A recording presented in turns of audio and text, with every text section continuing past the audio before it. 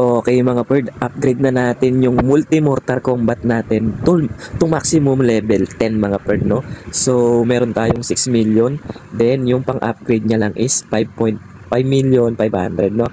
So, okay, upgrade na natin yan. Para meron na tayong pangalawang max defense dito sa Dark Continent. Okay, let's go! So, dito naman mga birdie. So, sige, ano natin? Wait lang. Anong pangalan na itong card na to? Ayan o, Electrofire Wizard pala. Electrofire Wizard mga Ferdy. Ayan o. Swap between fire and electro mode when activated. Cooldown 1.5. Okay. So dito kidlat lang siya. Dito kidlat lang. Tapos dito Electrofire. Tama ba? Tama ba yun? Kapag in-upgrade mo siya. Ito nga, testing ko nga anong nagagawa nito.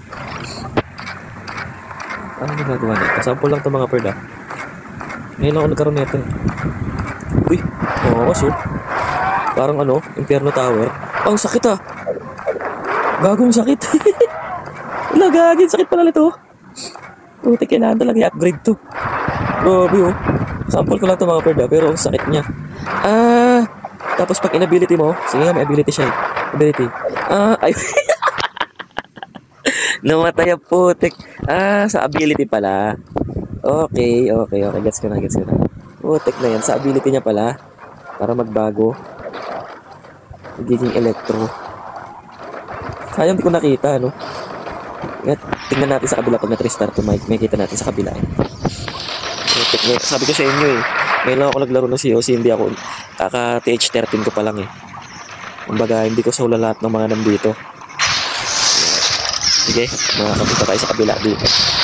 Ayan, tingnan natin kung anong ginagawa nun kapag change mo, kapag inability mo siya.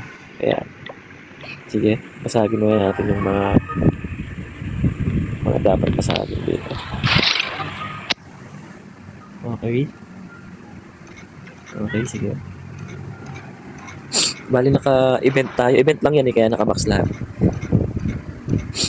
Bigla na lang naka-max. Pusa lang nag-max yan, di ko alam eh. So, sige. Ano ba gagawin natin? Sabi na yung mga tapos which tayo